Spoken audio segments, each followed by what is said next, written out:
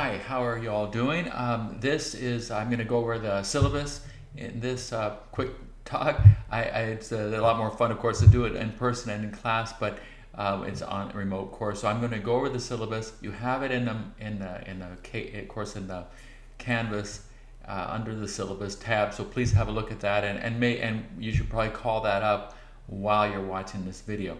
You'll see everything on the write up, so it's all there, and I'm pretty clear on when everything's due, etc. But anyway, we'll go over that, and so you get a feel for the class, which is a great class, by the way, and I think it'll be a lot of very interesting for us. I was almost said fun, but I hope it's fun, but it'll be very interesting for us to go over the content of this class as it covers something we're all really interested in, which is innovation. Anyway, let me go over the syllabus quickly with you. First of all, there aren't any books for this class. The other people that have taught this class have also not relied on a textbook, because the innovation is, to get a book about innovation, you can read about that a lot of different things and what that means. But basically, we're going to look at you're going to see a lot of video lectures, some talks about things, and also some readings on innovation, and guest speakers that can help us really see what that's all about.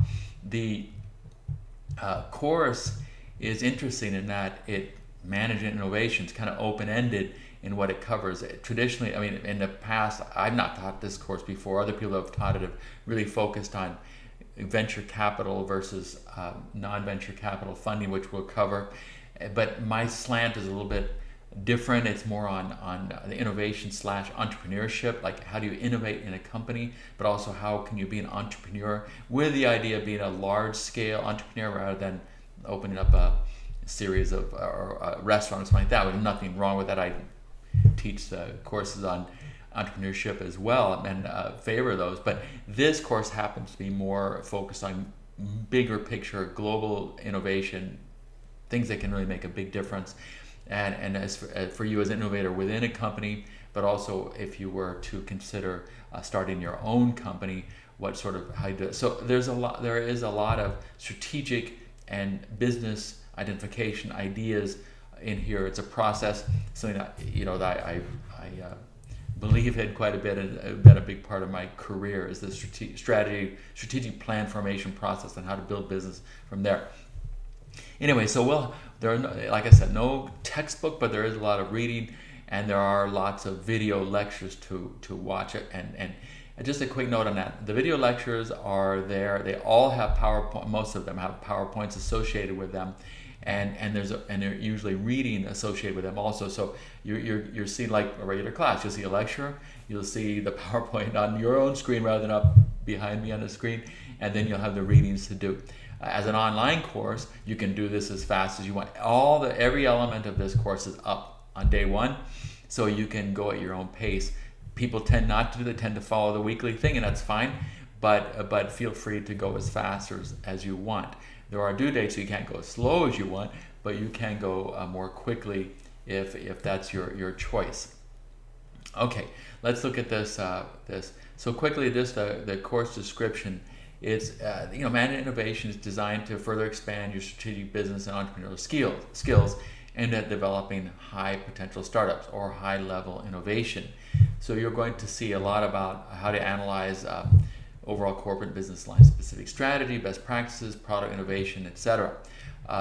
There'll be certain tools that you'll learn how to use on, like a SWOT analysis, and something I really have a strong feeling about is a tool I designed called a business viability assessment that you'll see. So we'll look at some very fundamental things, also on some very fundamental financial analysis things. My experience at FIU is that even in the MBA program, people don't have a lot of previous background in just fundamental P&L and profit and loss or balance sheet. We're not going to go heavy into that at all, but there is this fundamental, very basic concept: what is the P&L, what's it there for? We do cover in this class, so you'll be glad you have that for your other classes. And those of you that are business majors, that might be a little bit redundant. However, it's often the case. In my own case, I didn't have any business classes until I went to MBA school. I was a psych major, so a lot of times it's kind of new for people that are just going into business classes now. You'll see that. So you'll see one lecture on that on P&Ls. Okay, let's look at the course objectives. As you'll see there, the students are going to learn how to develop the concept, initial elements of business innovation, startup. You're going to look at how, there are a fair amount of looking at foreign markets in this course, because I think that when you're looking at innovating or started on a big scale, it naturally tends to have a global, international component. Not every business you're going to start will be international, but these days with the internet and with the globalization of the economies, it's highly likely that anything you do on a bigger scale will have impact overseas. And also I think a lot of us come from, have experience in overseas market, and we like it. So you may, and you can choose to create a company that starts in another country, for example, which you couldn't do years ago. But so there's a fair amount of discussion and talk about what makes a foreign market attractive, things like that, alliances, forms of entry. It's just good for you to know as your overall business experience, but also for this class. One thing I should say is that this class, like all the ones I teach, is really focused on trying to help you be a better worker, a better employee, employer, a better manager, and a better in your career. It's a competitive world. My desire is for you all to have a competitive edge, and so a lot of things we talk about, you might think, well, does this have exactly to do with this? And maybe it does, or maybe it does. I think it does. But the more important thing is, can it help you get ahead? Can it help you to be better? Can it help you be more successful and have a more enjoyable career and therefore life? And that's what I think, the fun of this class, or anything that is really, how is the practical application of what I'm learning going to help me in my business and my career and my life? All right. So you can see the major curriculum targets there. They're always the same. The things that you want to, we're going to see, you're going to develop communication skills, your IT use globalization, critical thinking, your analytical skills, and some ethical reason. I always like to touch on ethical elements of business. I strong believer in you should be as ethical and honest and forthright and transparent and really a good person at work. So you'll see some discussion there that flows into a lot of the course, and some very specific things on that. You'll be able to look at some trends for making decisions. There's some interesting stuff on how to look at other markets and things that you'll have just some good access sites. Since this is an online course, the teaching methodology is like that. It's online, fully online. So you'll see video lectures, the PowerPoints, the readings, and some additional elements, including we're going to have weekly Zoom classes. The weekly Zoom talk are optional. I can't make you do them. However, they're interesting. They're an opportunity to share, to discuss things, and to hear your feedback, and that's where when we have guest speakers, that's where they'll input for the most part as well. They're on, I think, Thursdays at 5 p.m. I know many of you work, but do it if you can. If you can't find, they'll be recorded and you can access them. But the limitation of online courses is you're online. So with the Zoom, you're online still, but it actually works pretty well for discussions, for talking about topics, and for sharing information or thoughts that you may have on these topics. So I encourage you to do those. Okay, we'll have assigned reading, we'll have online discussions, the lectures, the business. The reading, I have articles that I prepared so I do the lecture, but I also write it up, sort of thing. So you'll be able to see that. A lot of it's taken from stuff I've written in the past, or a couple books I have written. I've written 2 books on strategy, and I use a lot from there, and also some external sources that I think it's really interesting for you to have. Those change all the time.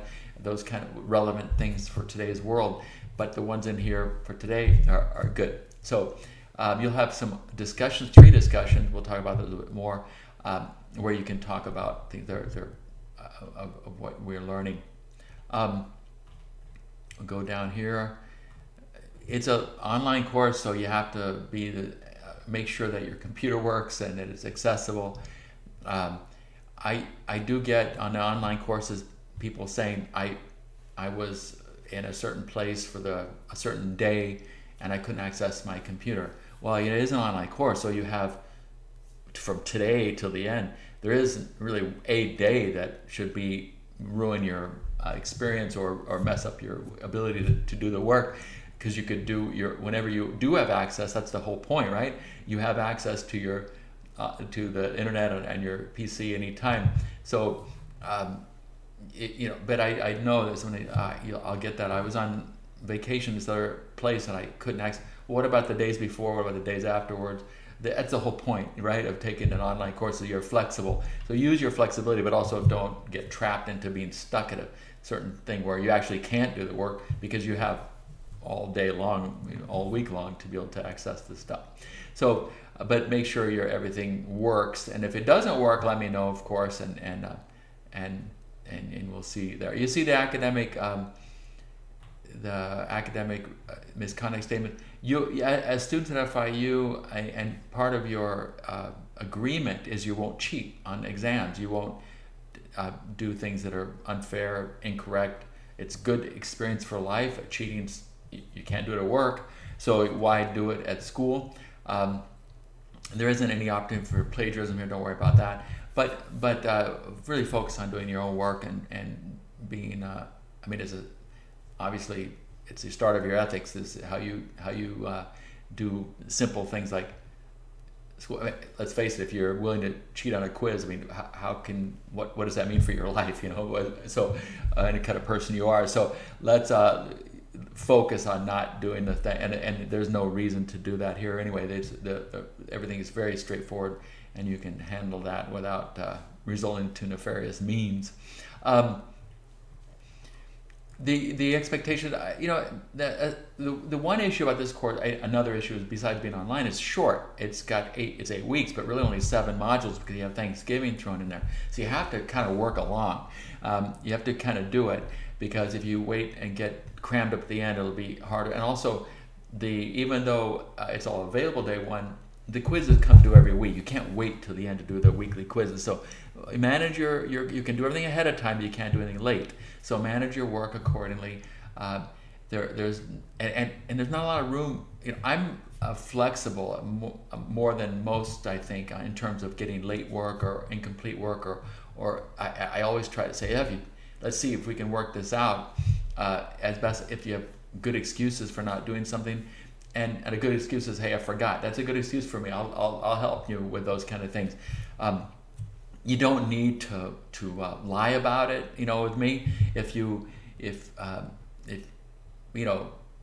one of the, of course, you have a lot of tragic things that I hear about all the time, and unfortunately, with a lot of people, things happen.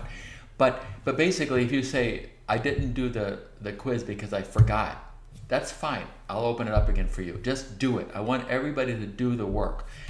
Let me know honestly and ahead of time anything that's going to prevent you from doing the work, and we'll work around it. My goal is for you all to do the work, all get it done by the end of the semester, but not to have you tell me stories on why it happened. Just say it, and that's good advice when you're in the workplace as well. Everyone knows when you're not telling the truth. It's much better just to say, I didn't do it, I will do it, give me another chance, and you got it, okay? So do what you can as fast as you can, or when you can. If you run into trouble, let me know ahead of time, and I'll work with you as much as possible. With the limitation being the course ends really soon, so we don't have that kind of end of, that. And also the way this course ends, as soon as it ends, the grades are almost due like a few days later. So I don't have a lot of time to go back and forth with you guys. So, try to do your best work fast and soon, but let me know anything that happens ahead of time so we can work on it. Okay, here are the graded assignments. There are going to be 15 quizzes in the course, each quiz worth 4 points. Now the difference here, you may have already done this, but it's fairly new, is that I put the quizzes at the end of the video lectures. Not every one, but you'll see if you look at the assignment, you'll see here's a video lecture and it has a quiz attached, a 4-question quiz. So you watch the video, take notes as if we were there in class, and then when the quiz comes up, it's very easy to answer the 4 questions, and that's how you're scored. So the quizzes are embedded in the lectures, all right? So make sure that you understand that, you do that, and watch the lecture, and at the very end, it'll say, okay, take this short quiz, or now's the time to check your learning, etc. So you'll see which courses they're in. It's in the syllabus, and in the modules, and in the assignments, which videos have quizzes attached. But you have to watch out for them to do that. Some of the videos you'll see in the modules do not have quizzes, and they say that clearly as well. But nonetheless, you got 15 quizzes, 4 points each, 60 points from quizzes. They're very, very easy. All you have to do is the whole point of the quiz is just to make sure you watch the video and participate in the class. There are no hard questions, no difficult questions, no tricky questions. It's just very straightforward, and when you do that, I want you to get 100% on those. No intention whatsoever for anyone to get other than 100% on the quizzes. The discussions, there are 3 discussions over the semester, and these are relate to the modules, what you cover. There's one in the first week, for example. These discussions are very interesting. You should look at them as an opportunity rather than a thing. There's an opportunity to express yourself, to show your thinking and what you can conclude. You'll see a description of the prompt and what I want to see from that. But basically the idea is that, I know what I ask you. How about I don't know your answer. I don't know who you are. Say things from your heart, what is meaningful to you, your own thinking, your own conclusions. Give an example. How are you going to change? How does this impact what you're going to do in the future? Make it, I've got a grade like 70 of them, so make it interesting, make it fun to read, and also an opportunity to express yourself.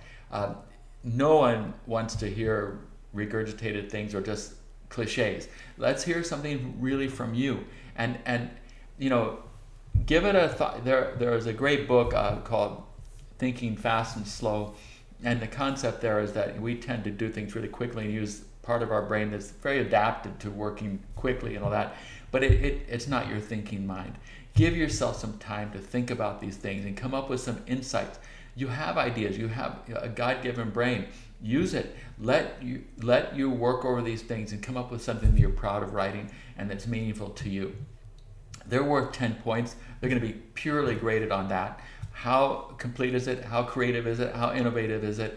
How much of your own do you share? I want you to get the points. But if you get a 7 out of 10, that's a 70%. That's not good. So push for these things, complete them, do them right, and you'll be happy. You'll be fine, and I'll enjoy reading it as well. So there are, like I said, 15 quizzes worth 4 points at 60 points, and there are 3 discussions at 10 points each. That's 30 points, and then you have a case exercise. The case exercise is due at the very end, but you'll see it's assigned in like the 6th module, so you have a little bit of time. There's a prompt, a case explanation that's very clear and interesting, and basically what you'll be asked to do is come up with only a couple of the tools that we're covering. It's not difficult, but they're very appropriate, interesting tools on how to analyze a business for its initial viability and how to do a SWOT analysis. So you'll see those. Now, here's the thing. You probably have not done many of either. You've probably rarely analyzed a business for initial viability, especially the way we're going to discuss it, and you've probably done very few SWOTs, even though you may have read about it 1,000 times. Everyone knows what a SWOT analysis is. However, you may not have done them very many times. I can almost guarantee you your first attempts at these 2 exercises will be quite unacceptable, not very good, not because you don't get it, because you haven't done it. So what happens, what I'm encouraging you to do, why you have the assignment now, and also you have the assignment like in the 5th or 6th module, is to do it early. Send it to me. I'll go over it. I'll make corrections, revisions, comments, send it back to you. We can do that 20 times. And by the time, if you do that over and over again, you'll do it very well. If you wait, I can almost guarantee you, if you hand that assignment in at the end, and I don't have time to go back and forth with you, you will miss points, because these things they seem easy and they're not. It takes, I've been in business for all my life, and if I take even high managers and say, let's do a SWOT analysis, they don't do it very well the first time around. It takes some prompting, some work. I strongly encourage you to work on that ahead of time. They're not in a team. It's all individual. But I'm happy to go back and forth with you on these things and make sure you get it right and understand these tools, and you can use them. These are tools to use your whole career. How to analyze a business's initial viability is vital to your career, especially if you're ever thinking about doing something on your own or innovating entrepreneurship, or anybody else wants to ask you, hey, would you want to join this business? You're going to see a tool that helps you understand whether you should or shouldn't, if it has initial opportunity to grow, etc. And a SWOT analysis is fundamental to anybody in your own life or what you're doing in business. So these are things you need to know. So I'm going to make sure you know them, and I'm going to give you an opportunity to go back and forth until you do. So I really want you to come away with that. So that's 30 points. Finally, I have a thing called professional decorum. This is a catch-all. It's a subjective thing, and it's basically your MBA, MIB students. You're looking forward to a career, and I want you to start thinking professionally like a business person.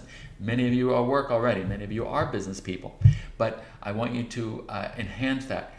Things that are acceptable and are common in university level are completely, they're so far below the quality you need to do for real work, and they're so different that I want you to start thinking that way professionally already. And some of the easy things are participation, preparation. In business, that you can never be like, oh, I didn't do it, or there's no, or one reason I don't do team projects very often is that inevitably you'll set a team of 5 people, 2 will do the work and 3 will just watch. You can't do that at work. And if you ever do that, you get fired immediately. And work is very cooperative. People are very helpful in general. So it's way different, and I want you to start thinking that way. So think about preparation. Think about giving more than you're asked. You have to be responsible for what's assigned to you. You want to be dependable. You're expected to do the work. If something's assigned, you're expected to do it. That's all there is to it. So I want you to start thinking that way. I want you to participate in these discussions, giving it more than you're asked, giving it your thoughts, and some indication that you want to do this. You're trying to get better every day. Those are again, I expect everybody to get the full points for this. It's just a reminder to be professional, to be high quality, to push yourself to be better, a real worker, and somebody that's going to be in business. Or maybe you're already in business, but you're not doing this MIB program or MBA unless you intended to excel and do better and get paid even more in the future. So let's start. And that's what the professional decorum covers.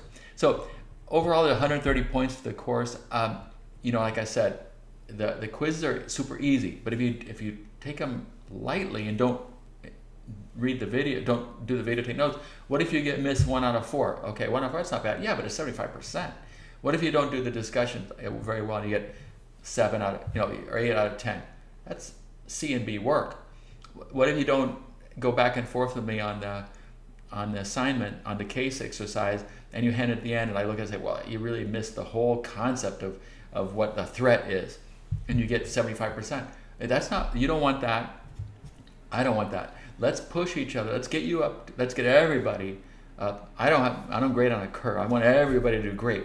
So let's push for excellence all through this, and it's available there. I know you're all hardworking, brilliant people. So let's work on this together to get you there. With the goal being better workers, more involved, more successful, more engaged, and somebody people can depend on and look to for ideas and innovation and creativity as they go forward.